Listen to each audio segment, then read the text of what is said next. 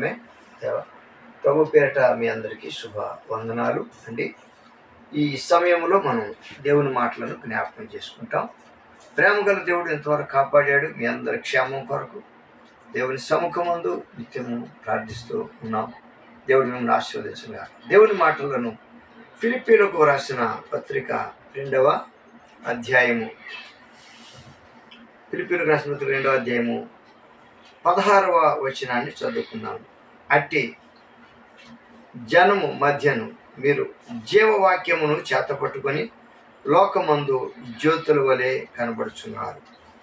దేవునికి స్తోత్రం కలుగునుగా. అట్టి జనము మధ్యను మీరు జీవవాక్యమును చేతపట్టుకొని లోకమందు జ్యోతుల వలె కనబడుచున్నారు. అవునండి, దేవుని వాక్యం సజీవమైనది. జీవవాక్యం అంటే బైబిల్ స్పష్టంగా చెప్పేది ఏంటంటే, మనుషుడు రొట్టె వలన మాత్రము కాదు కానీ దేవుని నోటి నుండి వచ్చు ప్రతి మాట వలన జీవించును అని మత్తయి సువార్త 4వ అధ్యాయం 4వ వచనంలో వ్రాయబడి. ఎట్టి జనము అంటే ప్రభు చెప్పకనే చెప్పారు. మీరు తోడేళ్ల మధ్యకు గొర్రెలను పంపినట్లుగా నేను మిమ్మల్ని పంపుచున్నాను. కాబట్టి పాముల వలె వివేకులను, పావురముల వలె నిష్కపటులనై ఉంటుంది. చూసారా? అంటే పేతురు కూడా అంటాడు, మీరు మూర్ఖులకు ఈ తరం వారికి వేరే రక్షణ పొంది. ఎంత కఠినమైన మాట అండి. పేతురు అపొస్తలుల కార్యము 2వ అధ్యాయము 38వ వచనం నుంచి ఆయన ఏమంటాడంటే, మీరు మారు మనసు పొంది ప్రతివాడు యేసుక్రీస్తు నామమున బాప్తిసం పొందుడి, అప్పుడు మీరు పరిశుద్ధాత్మ వరం పొందుదురు. ఇది మీకు సమీపస్తులకు, దూరస్తులకు అందరికీ, అనగా మన ప్రభువైన యేసుక్రీస్తు తన యొద్దకు పిలిచిన వారికి అందరికీ చెందుతుంది. కాబట్టి అనేకమైన మాటలు చెప్పి మూర్ఖులకు ఈ తరం వారికి వేరే రక్షణ పొందు. అందుకే ఇక్కడ పౌలు గారి ద్వారా ఈ ఫిలిప్పీ పత్రిక 2వ అధ్యాయంలో వ్రాయబడిన మాటల్లో ఏముందంటే 14వ వచనం, మీరు మూర్ఖమైన వక్ర జనము మధ్య నిరపరాధులను, నిష్కలంకులను, అనింద్యులైన దేవుని కుమారులకు సంశయంలో సంశయములు మాని సమస్త కార్యాలు చేయండి. చూసారు? అంటే మీరు అనింద్యులుగా ఉండాలి. అంటే నింద మోపబడిన వారుగా, పరపక్షమందుండు వాడు మన మీద నింద మోపనేరక సిగ్గుపడినట్లుగా మీ కార్యాలు ఉండాలని దేవుడు కోరుతున్నాడు. అందుకే మీరు ఇలా ఉండండి, జీవవాక్యమును చేత పట్టుకొని లోకమందు జ్యోతుల వలె కనబడుచున్నారు. చూసారా? దేవుని వాక్యం ఎవరికైతే వస్తుందో వారు దైవములు అని లేఖనాలు చెప్తున్నాయి.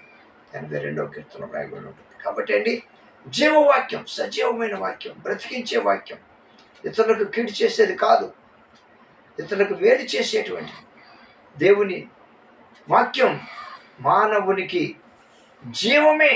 ఆ వాక్యము శరీరధారి అయి కృపాసత్య సంపూర్ణుడిగా మన మధ్య నివసించినని, వాక్యము వెల్లడి ఒకటితోడనే వెలుగు కలుగును, అది మనుషులకు జీవాన్ని ఇస్తుంది.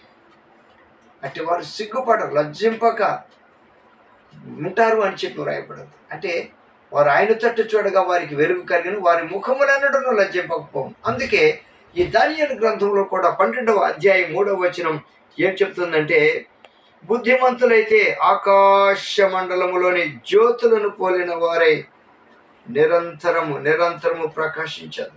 అంటే బుద్ధిమంతులైతే ఆకాశ మండలం జ్యోతులను పోలిన వారే ప్రకాశించెదరు.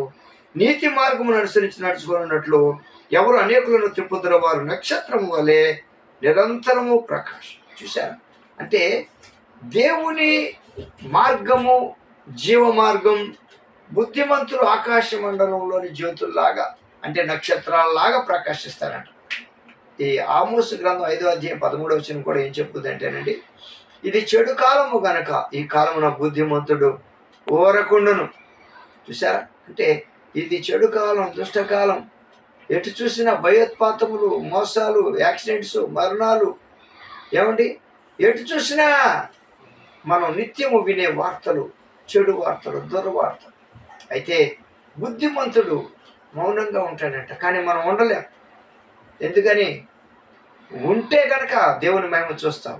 ప్రభు అంటారు, వార్త నీవు నమ్మిన ఎడల దేవుని మహిమను చూసేదవని నేను నీతో చెప్పలేదు. నమ్మితే దేవుని మహిమ, ఊరుకుంటే ఆయన కార్యం చేస్తాడు. మౌనంగా ఉండటం మన వల్ల అయితే మన పక్షంగా కార్యం చేయడం ఆయన వలన అవుతుంది.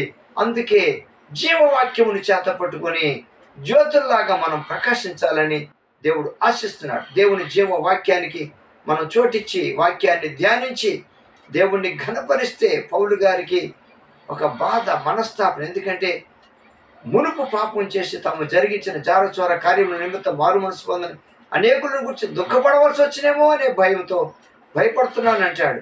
ఆత్మీయ తండ్రిగా పౌలు గారు ఆయన ఎన్నో సంఘాలను స్థాపించిన వాడు. 3వ మిషనరీ ప్రయాణం చేసినటువంటి ఆయన, 14 పుస్తకాలు రాసినటువంటి ఆయన, దేవునికి నమ్మకస్తుడు, ఆకాశం నుండి కలిగిన దర్శనానికి విధేయుడైనటువంటి అపోస్తలుడు పౌలు గారు. ఇతడు చాలా నమ్రత కలిగి మారాడు. ఒకప్పుడు క్రూరమైన వ్యక్తి అయితే స్టెఫను ఇంటి వారికి బాప్తిస్మం ఇచ్చాడంటే మనం అర్థం చేసుకోవచ్చు. స్టెఫను యొక్క చావునకు కారకుడు ఆ ఇంటి వారు అతని దగ్గర మారు మనసు పొందారు, పౌలు దగ్గర బాప్తిస్మం పొందారంటే అతడు ఎంతగా మారాడు అని మనం అర్థం చేసుకోవాలి. కాబట్టి ఒకప్పుడు సౌలు, అతడు పౌలుగా మారాడు. సంఘాన్ని పాడు చేసిన వాడు, హింసించిన వాడు దేవునికి లోబడ్డాడు.